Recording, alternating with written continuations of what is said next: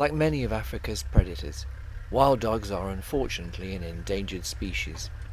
Once 500,000 of them used to range around the savannas of Africa. Now there are only estimated to be between 2,000 to 5,000.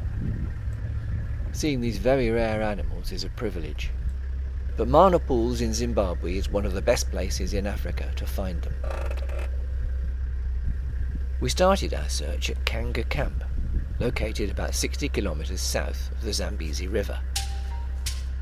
Somewhere in this fairly impenetrable thicket is a wild dog den. We were unable to gain access to that, but nearby there's a dried up waterhole where 3 of the females had come to rest in the cool mud. With a number of puppies having been born fairly recently, it was unlikely that all the pack would follow suit, but we hoped that at least more of the females will put in an appearance.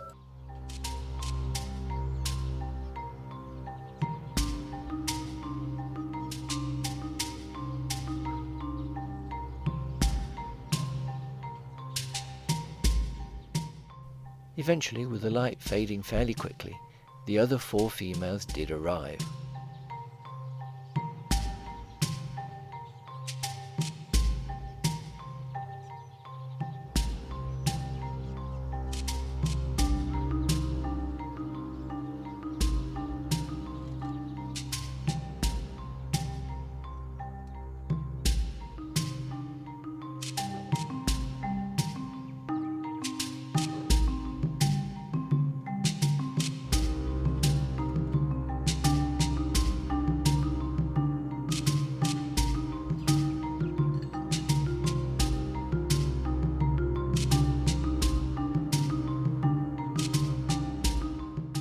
During our short stay at Kanga, we never did find the puppies, or indeed the alpha male, but this sighting proved to be a really excellent appetizer for what was about to come, when we moved north down to the Zambezi River.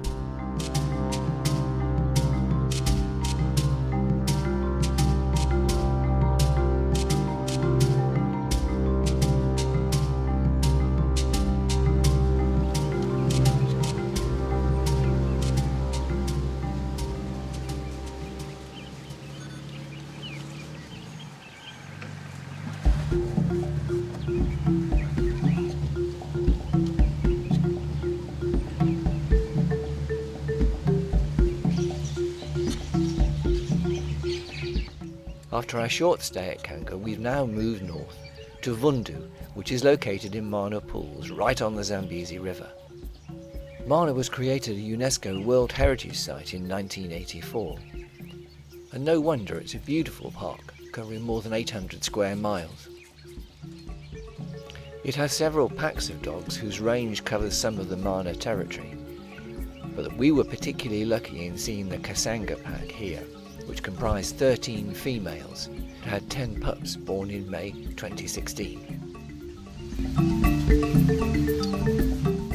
On our first morning, we'd been fortunate enough to find the pack at the eastern end of the park, not far from the ranger headquarters, heading west towards Vundu camp.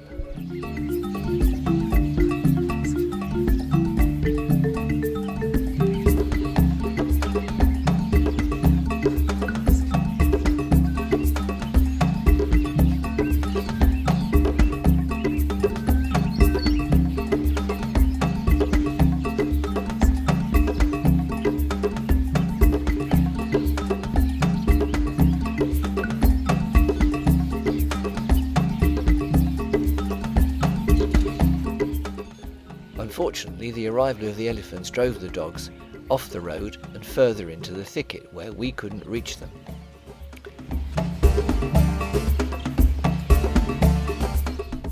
That afternoon we retraced our steps, with Nick Murray leading us on a bushwalk to find the dogs not more than half a mile away.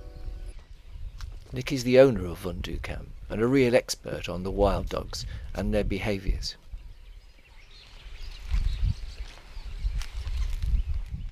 It was soon apparent that after we'd lost them in the morning, they had in fact been hunting and taken down an Impala, the last scraps of which were just being finished off by the vultures. For the first hour or so, the dogs were simply resting under the trees in the heat of the day, but eventually they started to become active, and began coming together to interact with each other.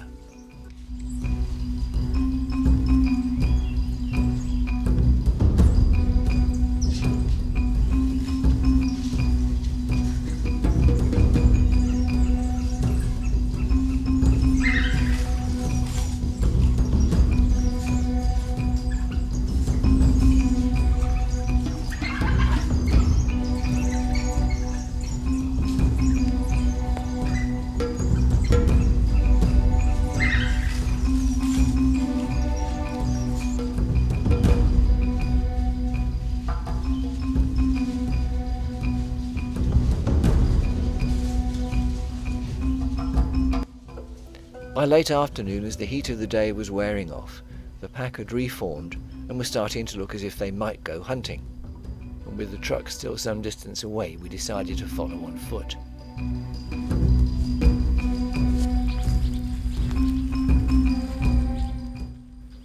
Once we could see they were heading back towards the road, we followed quickly to get back on the trucks.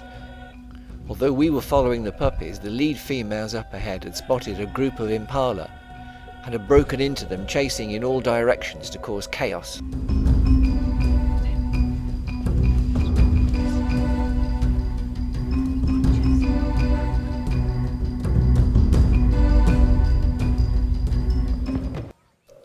The dogs' tactic of attacking the Impala from different directions had clearly worked, with 4 of them having taken an Impala down.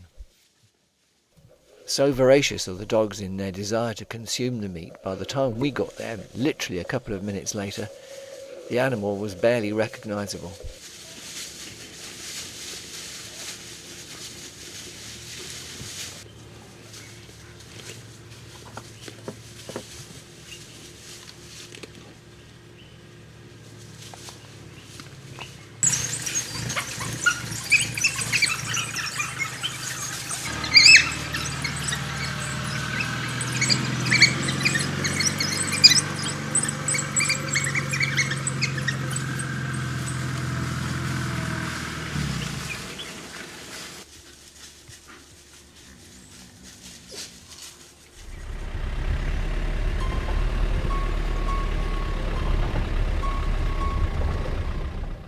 Next morning we soon found the dogs, having moved only slightly further west, towards Vondu camp itself.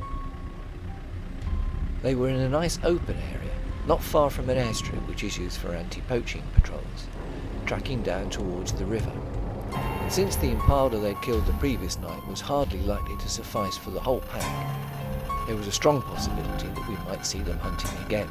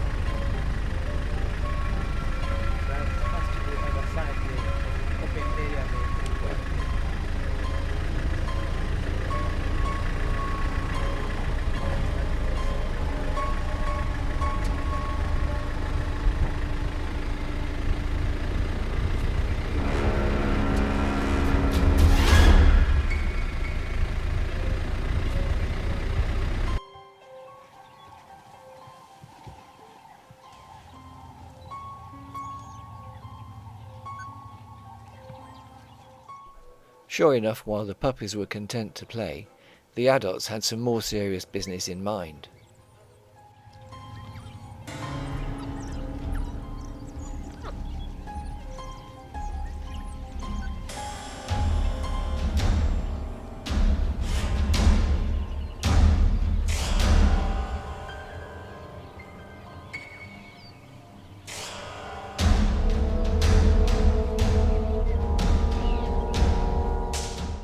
As before, the pack had gone off in different directions, breaking up a group of Impala, confusing, so they could never be sure from which direction the attack might come. This one's pronking, trying to convince the dogs that it's a bigger animal than they think.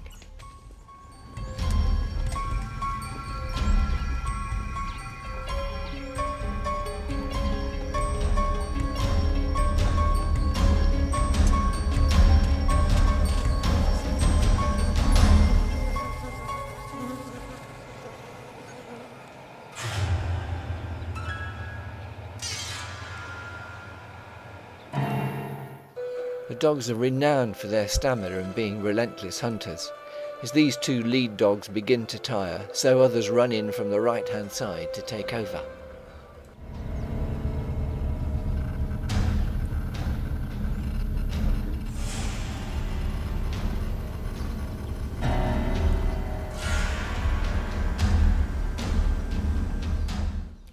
By the time we found the dogs again, it didn't look as if they'd actually been successful, and were disappearing into deep bush to rest up until the heat subsided.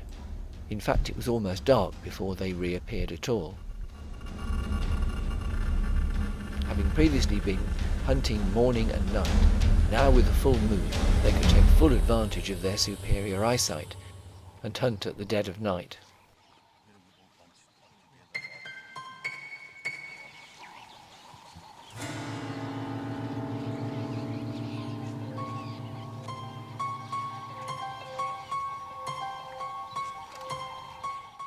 Although seeing the dogs in the open area like this was great for us, for them it was beginning to get very hot. So it wasn't long before they would move off down towards the river, hoping to find some cool shade to spend the rest of the day.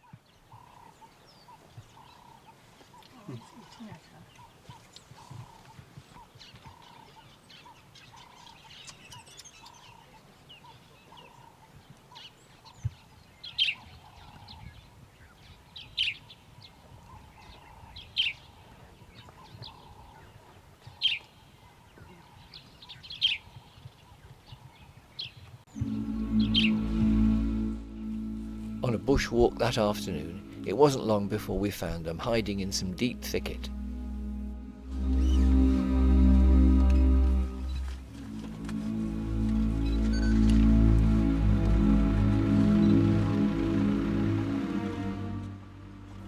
This was to be our last night with the dogs, and we'd been particularly fortunate that with the puppies they'd stayed relatively close to the camp that we were using. In different circumstances they have a huge range, running as far as the Mozambique border in the east and across the Zambezi River into Zambia to the north.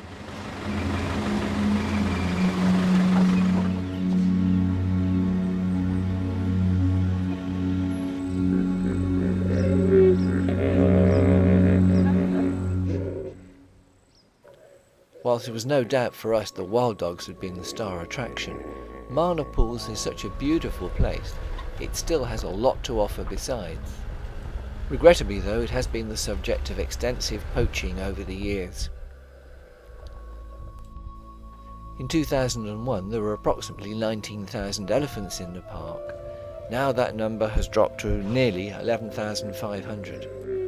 Perhaps more shockingly is the plight of the black rhino that were once here. There were 500 in 1984 when the park was created a World Heritage Site. 10 years later, there were only 10 left. Fortunately, they were rescued and distributed in other parts of the country. All of this just serves to illustrate the huge importance of the anti-poaching work that the Ranger Service undertake, supported by camp owners like Nick Murray, raising money for vehicles, fuel, food for the rangers who often remain unpaid for long periods.